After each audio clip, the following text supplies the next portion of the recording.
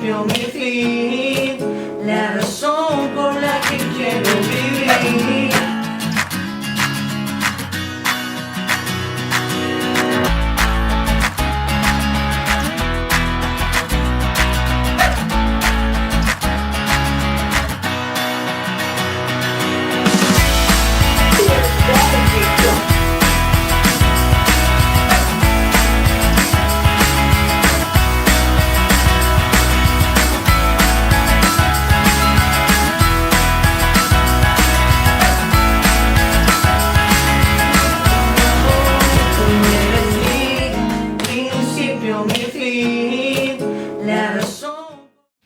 Bendiciones y muy buenos días con todos a este estudio de la palabra, este estudio Shabbat. Veo por ahí algunos invitados, así que muchos saludos a las personas que están visitando por primera vez y sean muy bienvenidos a todos. También quiero dar como siempre la bienvenida a aquellos que nos están viendo a través de la transmisión de YouTube y en Facebook, a través de la página Desafiante. Sepa que el corazón es el mismo, a pesar de la distancia. Realmente, como dice la palabra, sus ovejas oyen su voz. Y aunque ahora estamos dispersos todavía físicamente y estamos retornando, un día estaremos todos juntos en el cumplimiento de la profecía. Este año es en Buenos Aires, Argentina, pero tal vez el próximo sea en Jerusalén, todos juntos. Amén. Vamos a empezar orando en este tiempo. Amado Señor, en el nombre del Mesías de Israel, Padre, te pido, Señor, que sea tu palabra, Señor, la que sea transmitida en este momento, Señor. Te pido, me alineo y me calibro a tu corazón, Señor. Que sea tu palabra la que nos hable, la que traiga las implicaciones a nuestras vidas, Señor. Gracias por todo lo que haces. Gracias por, sobre todas las cosas, haber enaldecido sobre todo tu palabra, Señor. Gracias, en el nombre y por los méritos de el Mesías de Israel, Jesucristo de Nazaret, Yeshua. Amén. Amén. Bueno, estamos en el libro de Romanos y esta vez nos toca capítulo 3. ¿Sí? Los que quieran ponerse a cuenta, unos videos antes están Romanos 1 y 2. Así que amárrense de la silla porque vamos a empezar a estudiar la palabra del Señor. Romanos capítulo 3. Dice así: ¿qué ventaja tiene pues el judío? ¿O de qué aprovecha la circuncisión? Y me encanta cómo arranca Pablo de esta manera. Saulo de Tarso, rabino, fariseo de fariseos, ¿sí? De una pequeña ciudad de Sicilia, ¿sí? Judío de Tarso, realmente podía entender este contexto. Y él decía, ¿qué ventaja tiene pues el judío? Y yo decía lo mismo, ¿tiene ventaja el judío? ¿Tiene ventaja el que es de la comunidad? Sí, tiene ventaja el que está circuncidado al 8º día, el que viene de judío, hijo de judío, que son todos judíos. ¿Tendrá alguna ventaja el ser eso? Y dice Pablo, mucho, verso 2, en todas maneras. Dice. Wow, entonces la primera cosa que quiero que vean es que la circuncisión aprovecha. Yo ya sé que los que están siguiendo el estudio bíblico, en Romanos capítulo 2 dejamos perfectamente claro por qué la circuncisión seguía todavía vigente y cómo aprovecha en gran manera para los que estamos o los que anhelamos cumplir la ley con todo nuestro corazón. Pero Pablo lo repite en este versículo y dice, ¿aprovecha la circuncisión? La respuesta es mucho. Cuando alguien le pregunta a Pablo, ¿qué onda con la circuncisión? Él dice, aprovecha mucho la circuncisión, ¿sí? En todas maneras. Y la pregunta para ustedes es, estudiante serio de las Escrituras, ¿no? Como dice nuestro amado Joseph. Versículo bíblico que habla de que tanto la circuncisión del corazón como la de carne es necesaria. Muy bien, Ezequiel. Ezequiel, nunca se olviden que el número 4 en la Biblia es que algo está completo. Y Ezequiel es 4:4, 44, 2 veces completo. Dice la palabra del Señor, 44:9. Así dice el Señor, ningún extranjero incircunciso de corazón e incircunciso de carne entrará en mi santuario, ninguno de los extranjeros que están en los hijos de Israel. Muchos dicen, no, pero yo soy extranjero, soy gentil. Bueno, esto es para específicamente ellos. ¿Te consideras un extranjero que no eres israelita? Bueno, esta palabra es para ti, ¿sí? ¿Cuántos han cantado esa alabanza que dice que no pasará, no? ¿Qué habla de eso? Dice que la palabra de Dios que va a pasar o no. No va a pasar. Entonces este versículo está vigente. Así que los que nos consideramos extranjeros, aquí lo dice. Tanto circunciso de la carne, ¿sí? De la carne, tanto como en el corazón. Las dos son necesarias. Y dice 3, pues que si algunos de ellos han sido incrédulos, su incredulidad habrá hecho nula la fidelidad de Dios, y el Señor lo dice. Muchos dicen, no, es que esa ley es pasada. Yo pregunto, ¿algo que hace Dios será imperfecto? No. Entonces, si Dios hizo la ley del Señor, ¿cómo es? Perfecta. El que la emitió es perfecto. El problema, ¿quiénes fueron? Los correspondatarios de esta ley, pero la ley del Señor es perfecta. Y me encanta esto, porque muchos podrían decir, pero mira como es incrédulo, entonces yo no creo en Dios. Y por eso me gusta mucho una frase que dice en la palabra de Dios, que pocas veces el Señor maldice. Pero ¿ustedes se acuerdan de una parte específica donde el Señor dice maldito? Maldito aquel que... Muy bien, que no confirmaba las palabras de la ley. Y también maldito aquel, dice, que pone su confianza en el hombre. ¿Sí? Aunque el hombre haga lo que sea, nosotros tenemos un compromiso 1 a 1 con el Señor. ¿Sí? Y aunque otros sean incrédulos, no hace nula la fidelidad de Dios. Cuando le pregunta al Señor, ¿se acuerdan? Abraham y le dice, Señor, ¿y si hubiera en Sodoma 50, 40, 30 fieles, tú destruirías la ciudad? Y dice, no lo destruiría, pero ni aunque hubiese uno. El tema es que no lo hay, pero el Señor es fiel, así sea por uno. Él lo dice. ¿Se acuerdan lo que dice en Isaías cuando hace la promesa? Dice, mi ungido, daré naciones por ti, a Etiopía, a Seba, daré todo por causa de ti. Por uno de sus elegidos, Él es capaz de mover todos los confines de la tierra. Versículo 4, de ninguna manera, dice, antes bien sea Dios veraz y todo hombre mentiroso, como está escrito, para que seas justificado en tus palabras y venzas cuando fueres juzgado. Y aquí hay 2 implicaciones. La primera es que hablamos acerca de la justificación por las obras. ¿Se acuerdan la semana pasada? Romanos 2:13 dice, porque no son los oidores de la ley los justos ante Dios, sino los hacedores de la ley serán justificados. Fue un versículo que tiene que estar acá y en nuestro perfil de WhatsApp, de Facebook, tiene que estar acá. No son los que oyen la ley, ay, yo me gusta ir a oír la palabra. No, son los que hacen la ley, los que son justificados ante Dios, dice la palabra. Así que eso tiene que quedarnos muy, muy arraigado en nosotros, ser cumplidores de la palabra del Señor. Y dice, para que seas justificado en tus palabras y venzas cuando fueres juzgado, que esto implica específicamente, ¿sí?, un versículo en la Biblia, cuando un hombre llamado David, en un salmo, dice que no se fue a la guerra y anduvo mirando lo que no debía, salió al balcón y vio a una señora realmente, porque estaba casada, dice que la deseó, la mandó a pedir e hizo cosas terribles David, y a partir de eso vino un arrepentimiento genuino también en su corazón. Y esto es Salmo 51:4, cuando dice, contra ti solo he pecado y he hecho lo malo delante de tus ojos, para que seas reconocido justo en tu palabra y tenido por puro en tu juicio. Quiere decir que en el momento que alguien se atreva a querer juzgar a Dios, no va a poder, porque Dios es justo, ¿sí? Y como es justo, Él va a regir con justicia. Él va a ser imparcial, ¿sí? Él va a poner tanto al judío, al que no es judío, al que cree en Dios, a todos vamos a estar delante de Él y Él va a juzgar y todos tendremos que agachar la cabeza y decir, sí, tus juicios son justos y tus palabras son verdad. Dice 5, ¿y qué? ¿Y si nuestra injusticia hace resaltar la justicia de Dios? ¿Qué diremos? ¿Será injusto Dios que da castigo? Hablo como hombre y esta parte me encanta. Me encanta porque lo he escuchado. El cinismo de decir, bueno, pero yo soy injusto, es cierto, pero a causa de esa injusticia yo hago resaltar que Dios es bueno. ¿Sí? Imagínense en esto, y me encanta traer este ejemplo de 2 manzanas, ¿no? La manzana podrida que dice a la manzana buena, tú deberías darme gracias, porque capaz que si te pongo con una manzana más roja quedas mal, pero como yo soy una manzana media podrida, te hago quedar muy bien a ti al lado, ¿no?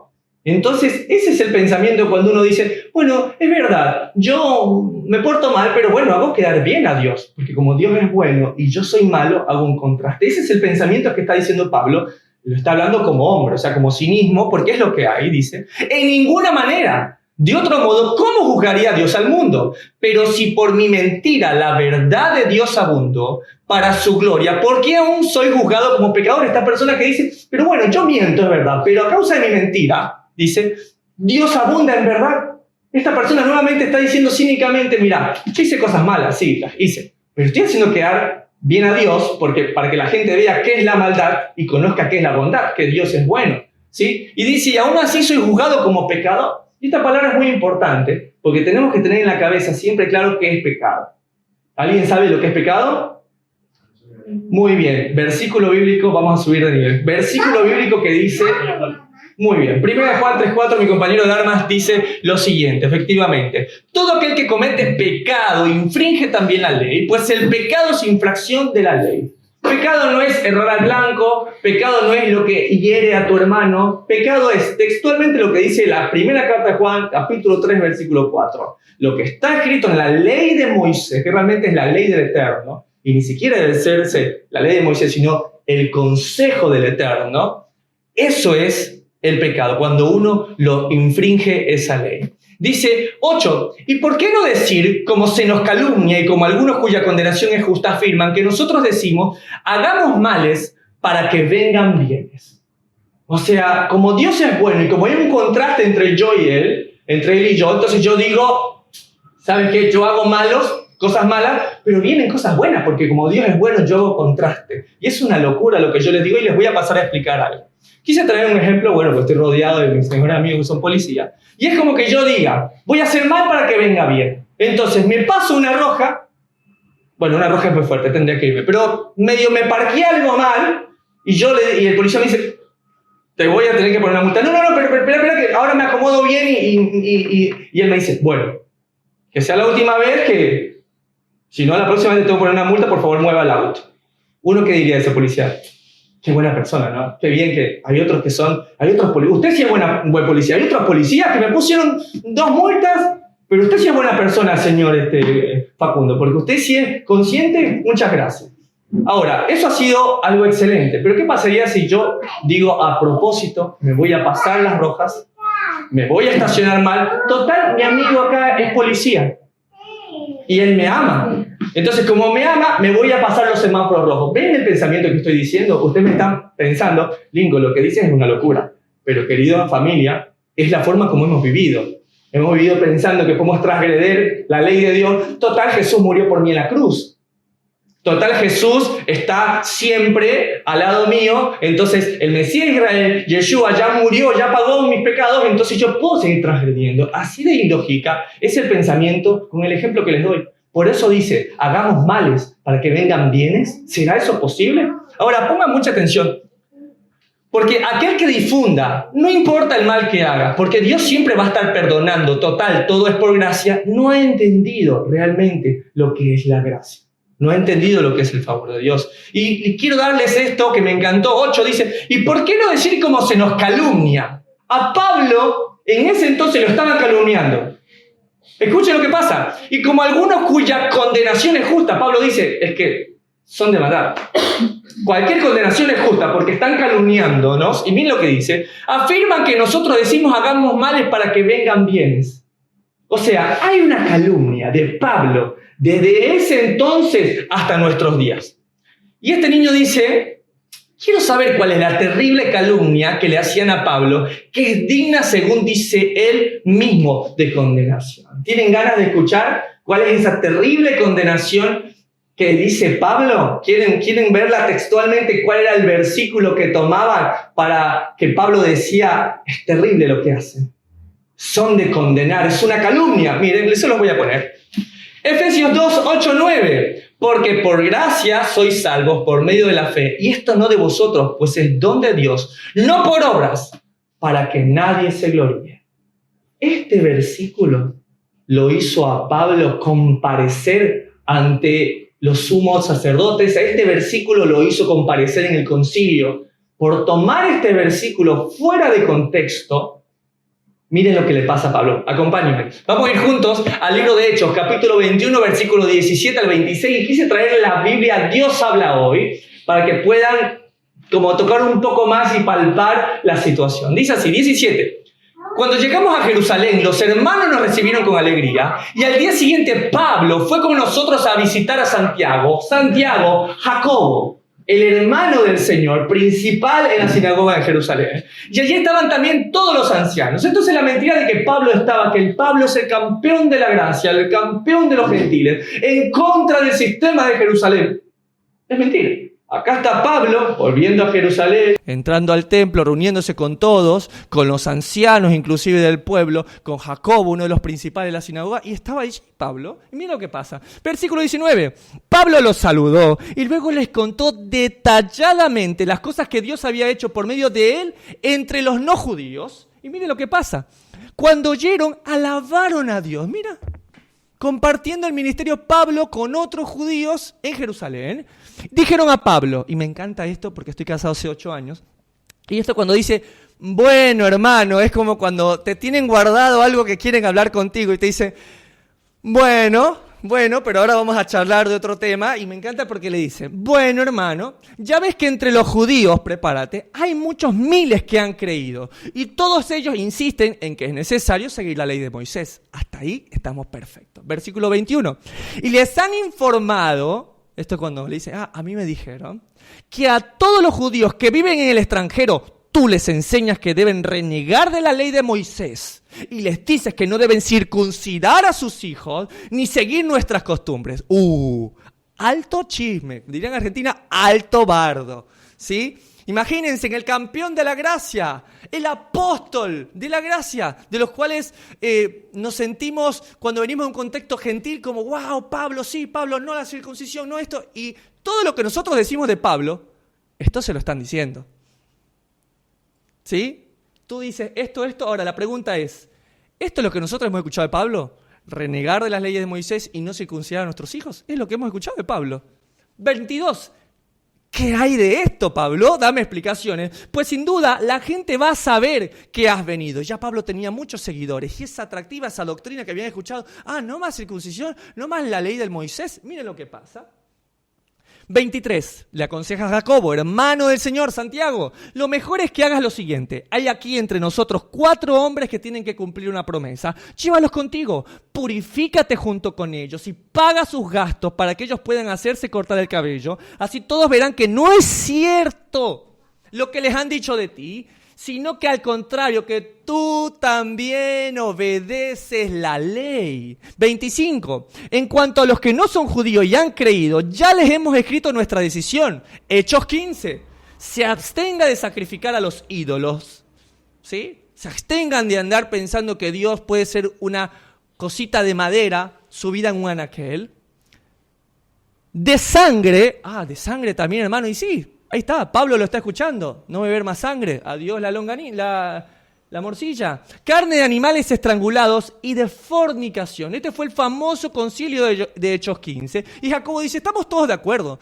Nosotros vinimos, Pedro, estuviste Pablo, estuvieron todos, y dijimos que este era el concilio. Bueno, y mira lo que pasa. ¿Quién era el campeón de la gracia? El conocido en el mundo cristiano como el apóstol de la gracia. ¿Qué hará?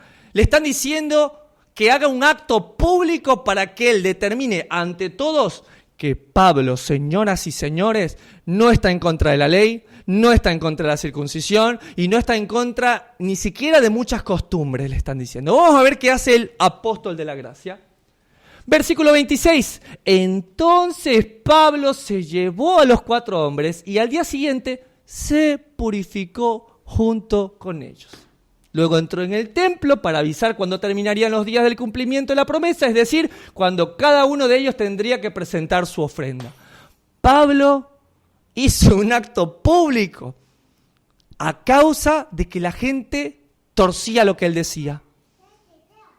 Pablo decía una cosa y la gente tomaba eso, no son salvos por obra, entonces ese pedacito y ya, y no más circuncisión. Y empezaron a transmitir, porque como Pablo hablaba mucho de que la circuncisión de la carne solo es para aquellos que están cumpliendo la ley, y que si un incircunciso cumple la ley termina siendo circunciso. O sea, él lo está diciendo en un contexto de que primero, antes que todas las cosas, antes que un acto público en la carne, es en el corazón. Nada más. Si él arranca diciendo que la circuncisión aprovecha. Entonces ya me imagino a Pablo diciendo, bueno, está bien, Jacobo, ¿sí? Gracias a Dios porque siempre hay un Natán, siempre hay un Jacobo, siempre hay un Jonatán, siempre hay un amigo que te dice, mira lo que está pasando, esta es la mejor opción. Y Pablo, que conoce al hermano de Yeshua, de Jesucristo en Nazaret, de Jacobo, Santiago, le dice, bueno, hagamos el acto público y que todos vean que yo guardo la ley de Moisés. Y aquí está nuestro querido Pedro, que nos está dando un consejo. Dice, ¿recuerdan lo que les dije en mi segunda carta con respecto al apóstol Pablo? ¿Se acuerdan lo que nos dijo él en la carta del apóstol Pablo, en la carta de Pedro? Segunda de Pedro 3:15 dice, y tened entendido que la paciencia de nuestro Señor es para salvación, como también nuestro amado hermano Pablo, según la sabiduría que le ha sido dada, os ha escrito. 16, casi en todas sus epístolas, hablando en ellas de estas cosas, entre las cuales hay algunas difíciles de entender. Yo soy judío, dice Pedro, estoy viviendo, hablo todo, y para mí es difícil de entender, los cuales los indoctos, los inconstantes, la gente que no estudia la Biblia, la gente que nomás escucha y repite, y que me lo enseñó mi abuela, y me lo enseñó mi abuela, y no es que yo sé así porque me la enseñaron, tuercen, como también las otras escrituras, para su propia perdición. Tomaron un versículo de Pablo, lo dieron vuelta y el mismo Pablo dice, hermano, yo no dije eso, yo no tuve nada que ver con esa doctrina que se ha dicho de mí, yo obedezco la ley de Moisés. Versículo 9, ¿qué pues? ¿Somos nosotros mejores que ellos? Pablo se reconoce judío y dice, ¿somos mejores que los gentiles? Dice, en ninguna manera, pues ya hemos acusado a judíos y a gentiles que todos están bajo pecado. Ya lo estudiamos en el versículo, en Romanos 2. Tanto el judío, tanto los que amamos la ley del Señor y estamos bajo la ley del Señor, ¿sí? Que estamos sujetos a su ley. Muchos dicen, no, pero yo no estoy bajo la ley. La palabra dice que no. La palabra dice que estamos bajo la ley. Aún los que no están en pacto, bajo la ley de la conciencia y la moral. Aún la persona que está en una tribu en el norte de Uganda y que nunca escuchó acerca de la ley del Señor, sabe que matar está mal. Sabe que robar está mal. En una tribu, por maltratar a otro indio, pueden matarte. Ni siquiera son tan condolentes como nosotros. Entonces, Dios puso todos los aspectos de su ley en nuestros corazones. Todos esos aspectos de su ley están en nosotros. 10, como está escrito, no hay justo ni aun uno. 11, no hay quien entienda, no hay quien busque a Dios. 12, todos se desviaron a una, se hicieron inútiles. No hay quien haga lo bueno, no hay ni siquiera uno. Y esta parte se los puse en rojo porque me encantó. El versículo 11 dice, no hay quien busque a Dios. ¿Cuántas veces yo dije, no, es que cuando yo empecé a buscar a Dios de todo mi corazón? Mentira, nadie buscó a Dios. Realmente fue Dios ¿quién nos buscó a nosotros? O sea, al menos eso es lo que dice Isaías 65:1. Dice, me di a conocer a los que no preguntaban por mí. Dejé que me hallaran los que no me buscaban. A una nación que no invocaba mi nombre, le dije, aquí estoy. Isaías 65:1. La prueba de que nosotros no fuimos quienes fuimos por el Señor. Yo tengo la necesidad de Dios. No, Él puso el querer como el hacer en nuestras vidas. Versículo 13. Sepulcro abierto es su garganta. Un sepulcro tiene algo muerto, ¿sí? Hediondo, maloliente. Con su lengua engañan, veneno de áspides hay debajo de sus labios. Su boca está llena de maldición y amargura. Sus pies se apresuran para derramar sangre, ¿sí? Nos encanta subir, bajar. ¿Cuántas horas hiciste? No, hice como 50.000 horas. Está implícito hasta en nuestro vocabulario, ¿sí? El no decir el tiempo. ¿Y cuánto tiempo? Ese tipo no vino como 800.000 guardias, no vino el tipo. Siempre está el aumentar, el engañar, el subir, el bajar. Los pies se apresuran para derramar sangre, que ya lo vimos, ¿sí? ¿Cuál es el entretenimiento que más busca? ¿Sí? ¿De qué nos mofamos muchas veces? De las desgracias, de las tragedias, de la gente que se cae. ¡Qué risa que me da! Está en nosotros el hacer el mal. Por eso necesitamos tanto de un Dios piadoso y bueno. Quebranto y desventura hay en sus caminos y no conocieron caminos de paz. ¿Cuántos tienen un plan de vuelo aquí? ¿Cuántos dicen, mira, mi sueño es hacer esto, hacer lo otro, tener una carrera, casarme, ver crecer a mis hijos? Pues quiero decirte que hay desventura en esos caminos. Quiero decirte que el plan de Dios es mucho mejor que el plan que uno tiene. A veces uno dice, yo quisiera estar en ese lugar. Y Dios tiene perfectamente otro lugar mejor que ese. Pero depende de nosotros si queremos realmente dejar de hacer nuestra voluntad para hacer la voluntad de Dios. No hay temor de Dios delante de sus ojos. Y eso es muy importante porque hace unos días me dijo alguien, ¿cómo que temor de Dios? Si Dios es amor. Si Dios es amor, ¿cómo me dices tú que yo tengo que tener temor y temblor de Dios? No se entiende, ¿sí? Y yo siempre lo hago una explicación que es muy sencilla. Yo lo hago con la explicación de mi familia, ¿sí? Yo amo a mi esposa, amo a mis hijos y tengo siempre temor de lastimar. Yo tengo mucho temor, les soy honesto, de lastimar a mi hijo, por ejemplo. ¿Sí? Aquellos que hemos tenido padres que obviamente no son perfectos, no somos perfectos, y a veces nuestros padres nos lastimaron seriamente. Y uno queda como sentido, y uno a veces hasta de grande, me pasó a mí en un proceso muy largo que tuve de poder perdonar a mis padres que no son perfectos y decir, no, ¿sabes qué? Mis padres me lastimaron y me hirieron y esto que quedó muy adentro. Y yo mismo como padre ahora tengo temor de darle una herida a mi hijo, de causarle una herida como la que me causaron mis padres. Entonces, ese temor por lastimar a mis hijos me va a llevar a ser un mejor hombre. Tener temor de mis hijos, temor de lastimar. Y no se diga de mi esposa. ¿Sí? ¿Por qué no me estoy chateando con una chica a las 2 de la mañana? ¿Y porque qué voy a causar en mi esposa? ¿Sí? ¿Por qué no me estoy, no sé, abrazando con cuanta chica me encuentro? Ay, Lincoln, pero tienes muchas compañeras en el trabajo. Sí, pero no la puedo andar abrazando todas. ¿Por qué? Pues yo soy un hombre casado y no quiero lastimar a mi esposa. Ah, o sea que tú estás pensando mal. No, es que no pasa por ahí. Pasa porque mis brazos, mi tacto, lo que yo soy, es para ella. Tenemos un principio de exclusividad el uno del otro. ¿Sí? Y esto, bueno, lo vamos a profundizar un poco más cuando estemos desarrollando la sección de Ser Sansón no basta, donde no se lo pierdan, vamos a estar hablando de muchos principios y leyes de modestia. Entonces, el temor a Dios pasa por no querer lastimar a Dios. Yo no quiero hacer algo que no le gusta a mi esposa. ¿Sí? Yo sé que mi esposa tiene gastritis, por ejemplo. Yo a Maru no le puedo andar haciendo café con maní o cosas que le van a lastimar la panza, porque le va a hacer daño. Entonces yo de igual forma a Dios no puedo estar llevándole una ofrenda que no le agrada.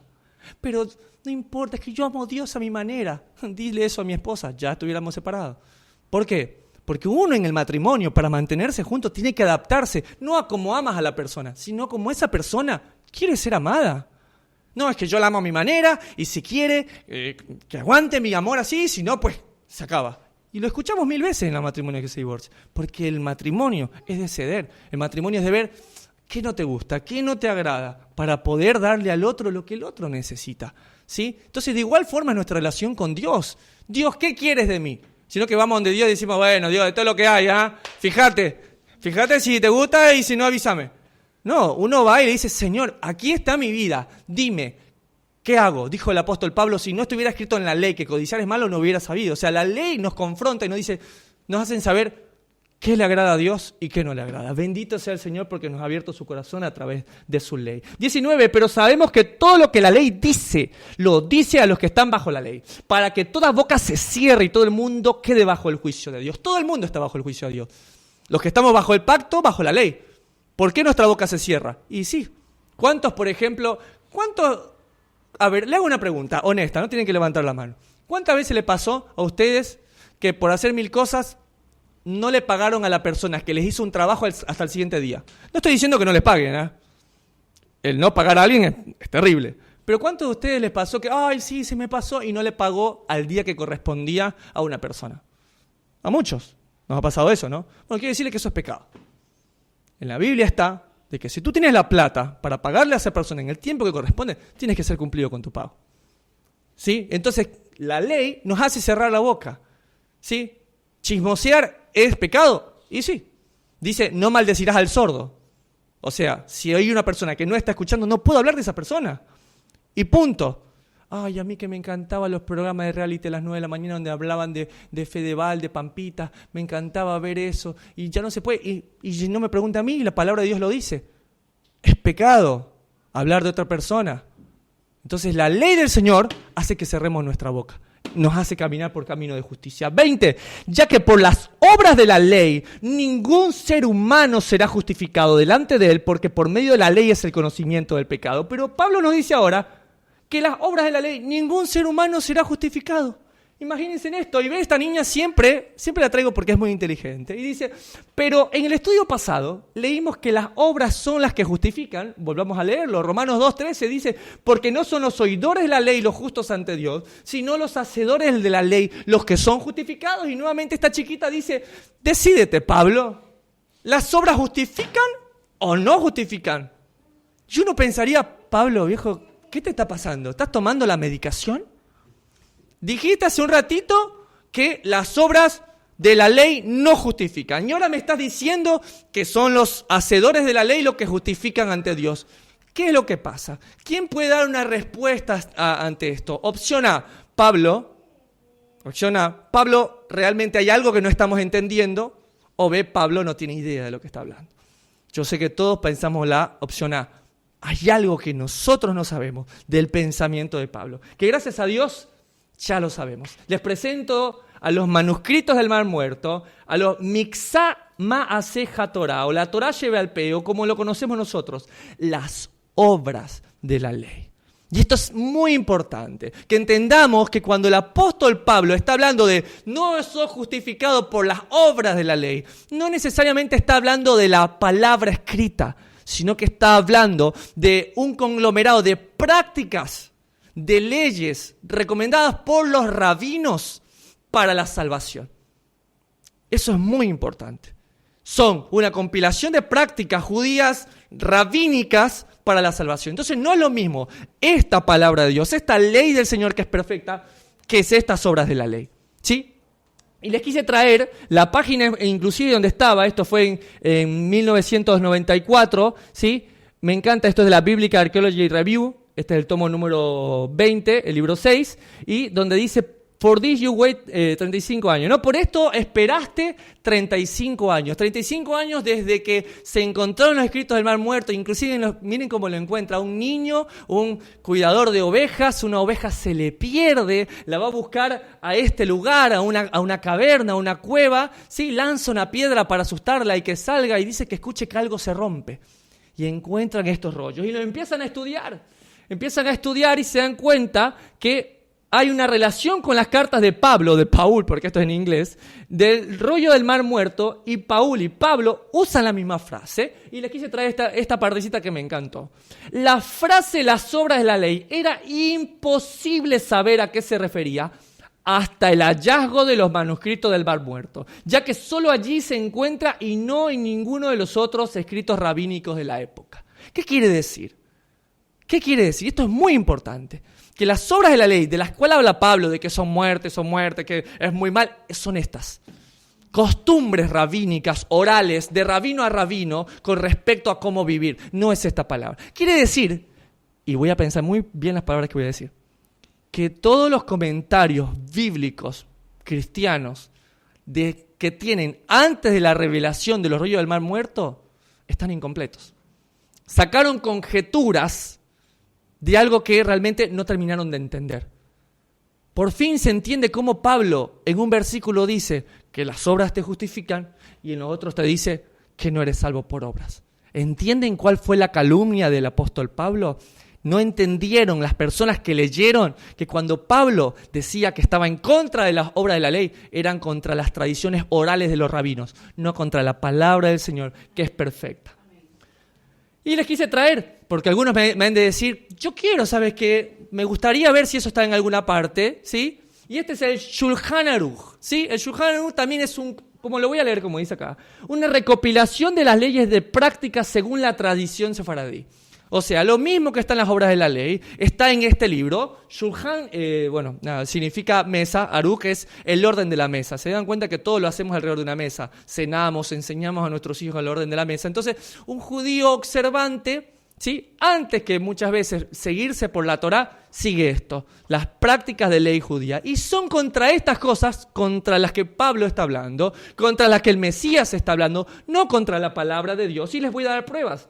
Les quise traer esto, bueno, porque acá mi amigo Gonza siempre me está actualizando, y quería traerles cómo es el pensamiento judío general. No todos, pero muchos piensan que la Torá, que la palabra de Dios, ¿sí?, se divide en la ley escrita, que es la que tenemos, ¿sí?, la Torá, el Tanaj, y la Torá lleve al pe, la ley oral que yo les comentaba. O sea, bajó Moisés y bajó tanto con la ley escrita como la ley oral. Ese es el pensamiento que hay. ¿Sí? Y dentro de la Torá oral hay un montón de recomendaciones de cómo vivir, entre las cuales está el Talmud, que muchos lo han escuchado, como la ley oral. En vez de empezar acá a estudiar la palabra, ¿sí?, muchas corrientes empiezan acá, con las leyes orales, con la Mishnah, con el Talmud, y nosotros que estamos de este lado con las leyes escritas que el Señor dio. Pero bueno, no todos los judíos son iguales. Esto, por ejemplo, los judíos caraítas rechazan la ley oral, ¿sí?, y están exclusivamente con la ley escrita, ¿no? Y quiero enseñarle algunos conceptos básicos para que entiendan la cabeza de Pablo, la mentalidad de Pablo, ¿sí? Con respecto a algunas cosas que están dentro de este libro, que es algo corto. Dice la halajá. La halajá es el camino, es la interpretación de las prácticas que derivan de la ley escrita o Torá. También se le conocen camino. ¿Ustedes qué escuchan? ¿Qué les suena cuando escuchan la palabra camino? Cuando el Señor dice: yo soy el camino, la verdad y la vida. ¿Qué quiere decir? El Señor está diciendo: yo te voy a dar la halajá, la correcta interpretación de este mandamiento. ¿Sí? Por eso van a ver que muchas veces oíste que fue dicho, mas yo les digo. O sea, el Señor está agarrando la Torá, la palabra de Dios, los mandamientos, y dice: mira, muchos te enseñaron a interpretarlo de esta manera, pero yo soy el Señor del Shabbat. Yo soy el Señor que te dice, este mandamiento se cumple de esta forma. Porque tú le ibas a preguntar, con respecto a la ayuda a los padres, ¿cómo hacemos? Y los rabinos decían: bueno, tú puedes honrar a tu padre y a tu madre, pero si tu ofrenda se la das al templo, quedas exento de tus padres. Ese era el pensamiento. Y viene Yeshua, Jesús, y dice: no, de ninguna manera. No puedes invalidar por tu costumbre o por tu ley, la ley de Dios. Los padres son primero. Hay que honrar al padre y a la madre. Y por eso los rabinos se encendían, porque le sacaban el cash, le sacaban el dinero. ¿Sí? El Señor se iba en contra de estas prácticas y exaltaba solamente la palabra de Dios. También vamos a encontrar algunos términos como ninjaj, que significa costumbres, tradiciones adoptadas por comunidades. Costumbre en Israel es ley. Y esto es muy importante. Y me encantó esto que encontré, que dice: ¿qué parte de no penséis que he venido a abolir la ley no están entendiendo? El Señor en Mateo 5:17 dijo: no vine a abolir la ley. Pero algo que sí vino a abolir, ¿qué son? Las costumbres. Y les vengo a traer pruebas de eso. ¿Quién me dice qué episodio bíblico les recuerda esto? Muy bien, exacto. Mira, ahí está lavándose las manos, ¿sí? Y me encantó esta parte. Dice: ¿por qué tus discípulos quebrantan la tradición? Esto es Mateo 15:2. Quebrantan la tradición de los ancianos, pues no se lavan las manos cuando comen pan. Y yo una vez escuché un comentario de un pastor que decía: para que vean, dice, mi mamá pensaba que Jesús era muy sucio, dice, porque no se lavaba las manos. O sea, ¿qué pensamiento es ese? De que pensaban que el Señor no se lavaba las manos, pero lo estamos extrapolando muy mal. Jesús y sus discípulos no es que no se lavaban las manos, sino que no se lavaban las manos de la forma sacrificial, ritual que hacían, que se llama Netilat Yadayim. Y esa forma te especifica que tienes que lavarte las manos de cierta forma, que la mano izquierda sobre la mano derecha, toda una cosa para comer. Y el Señor le dice: ¡Ey! No es malo lo que entra a la boca, es malo lo que sale. O sea, aunque yo me lave de forma ritual como tú quieres, el alimento que está puro y yo me lo puedo comer. El Señor no se puso a pelear de qué animal comes o no. Él estaba hablando de lavarse las manos y estuvo en contra de lo que lo hacían la tradición. El Señor no estuvo en contra de las leyes de Moisés. Hay otra ley que me gusta mucho, que es la ley de Muxé, que son intocables en el día del sagrado, cosas que tú no puedes tocar. Eso está en la ley oral. Ay, no, esto es Shabbat, tú no puedes tocar esto, tú no puedes cargar esto. Y les voy a traer un ejemplo. ¿Qué episodio bíblico recuerdan con esto? Muy bien. El paralítico de Betesda. Y esto a veces me pega un poco más a mí. 38 años. Dice que 38 años cada día, no sé quién lo iba a dejar, pero todos los días que te dejen ahí, esperando que venga un ángel, bata un poco las aguas y dice: Señor, yo he querido, pero no hay quien venga, quien deje de ser tan egoísta y me lance para ser curado. ¿Y qué hace el Señor? Lo cura, lo sana. ¿Y qué le dice? Carga tu camilla, vete y no peques más. Lo sana. Ahora, me encanta este razonamiento de esta niña que dice: carga tu camilla. ¿No está rompiendo la ley al darle esa orden, que es decir que está pecando? Porque cuando yo escuché muchas veces la predicación de esto, ven, ahí está Jesús. Está quebrantando la ley porque la ley ya pasó. Y mira cómo los rabinos dicen que quebrantan la ley. Pero después le dice: vete y no peques más. Entonces todo está como en contra. Pero realmente no tiene nada que ver con eso. El Señor estaba en contra de la ley oral que decía que tú no podías cargar algo. Y le dice a propósito: ve y cárgala. ¿Para qué? Para que cuando los fariseos, los principales, lo vieran diciendo: ¿qué haces cargando una camilla en Shabbat? Le hubiera dicho: mira, yo no sé por qué tú te preocupas por la camilla. yo no podía caminar y ahora puedo. El hombre me lo dijo, que la cargue. Entonces te das cuenta que Jesús no está rompiendo la ley del Señor, está rompiendo la costumbre de los hombres que por sobre la sanidad de alguien están poniendo a cargar una camilla. Miren lo que le pasó a Pablo, inclusive Colosenses 2:21, 23 dice: tales cosas como no manejes, no gustes ni aun toques, en conformidad a mandamientos y doctrinas de hombre, cosas que todas se destruyen con el uso. Hasta a Pablo le pasó. Ay, hermano, es que no se puede tocar esto en Shabbat, que no se puede hacer esto en Shabbat, que es que no se puede hacer esto, que no se puede, que no puedo. Y Pablo dice, todas estas cosas son ¿qué? Mandamientos y doctrinas de hombre, las leyes orales. Aún Pablo decía eso, porque dentro de la tradición, inclusive, dice que un judío observante, inclusive cuando va al baño, ya tiene cortados los papelitos del papel higiénico, están cortados desde antes del Shabbat. Porque como no se puede cortar en Shabbat, y hay toda una lista de 37 cosas que no se pueden hacer en Shabbat, 39 cosas, gracias Gonzalo. Entonces, todas las cosas que no se pueden hacer en Shabbat, y el mismo Pablo dice, todas estas cosas son mandamientos y doctrinas ¿de qué? De hombres. Pablo, Pedro, Jesús, Yeshua, nuestro Mesías, no estuvo en contra de la ley de Moisés, estuvo en contra de estos mandamientos. Y aquí les quise traer aún, se busca vivo o muerto. ¿Sí? Si nosotros estamos dentro del Talmud, si nosotros vivimos dentro de estas prácticas, nuestro querido Facu estuviera en el cartel de los más buscados por quebrantar el Talmud, la ley oral y las obras de la ley y las tradiciones de los ancianos. Porque dentro del libro de práctica oral dice que es pecado y que está prohibido tocar un instrumento. Entonces, Facu, si estuviera dentro de nuestra congregación observante aparentemente, tú ya estuvieras out. Porque no se puede tocar, imagínense. ¿Cómo contrarrestamos eso? Con la palabra de Dios. Y les quise traer el Salmo 92. Miren lo que dice ahí, lean conmigo. Alabanza por la bondad de Dios, salmo cántico para el día de reposo.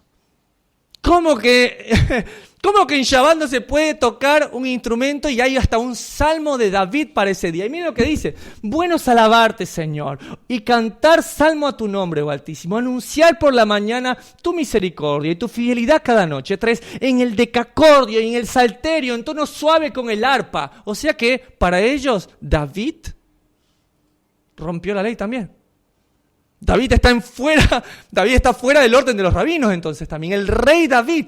Entonces, para que se den cuenta que no es lo mismo la palabra de Dios que las interpretaciones de los rabinos. Y me encanta este Salmo 4, dice, por cuanto me has alegrado, oh Jehová, el que fue el que decía el que será, con tus obras, en las obras de tus manos me gozo. Cuán grandes son tus obras, oh Señor, muy profundo son tus pensamientos. El hombre necio no sabe y el insensato no entiende esto. Cuando brotan los impíos como la hierba y florecen todos los que hacen iniquidad, es para ser destruidos eternamente. Qué hermoso salmo de David, justo para este día.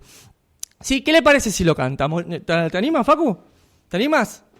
Dale, vamos a cantar este salmo, ¿sí? Porque hoy es el salmo para el día de Shabbat, es el salmo para este tiempo, ¿sí? Vamos a decirle al Señor que es bueno alabarle, que es bueno cantarle, que grandes son sus obras. Amén. Amén.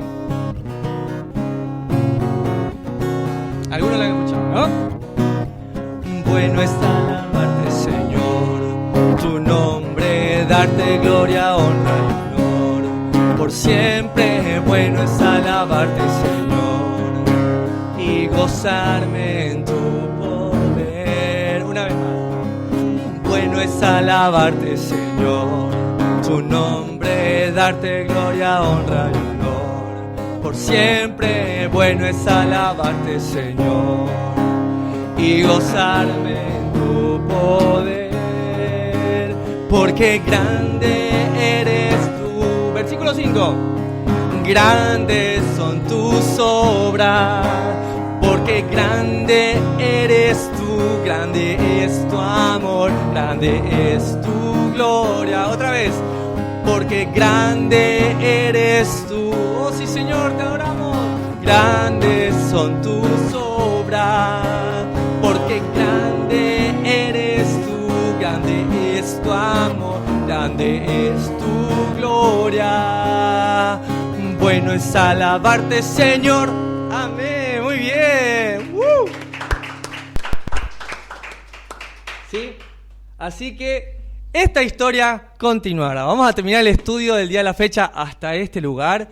Recuerden por sobre todas las cosas que es la verdad nos hace libres, ¿sí? Que si el pueblo pereció, dice la palabra en Oseas, pereció por falta del conocimiento de la palabra de Dios. Esa palabra dice en Deuteronomio, mi ley no está en los cielos, para que tú digas, oh, ¿quién va a ir hasta el cielo? Ni debajo de la tierra. Dice que no está ni siquiera al otro lado del mar, para que digas, ¿quién nos podrá traer tu ley? Sino que tu ley, ¿cómo está? Cerca de ti, para que la cumplas en tu corazón, que se hace nuestro anhelo, su ley, su amor, su Torah, lo que maneje nuestra vida. Que el Señor les recontra bendiga. Nos vemos la próxima semana para terminar de estudiar Romanos capítulo 3. Que estén muy bien.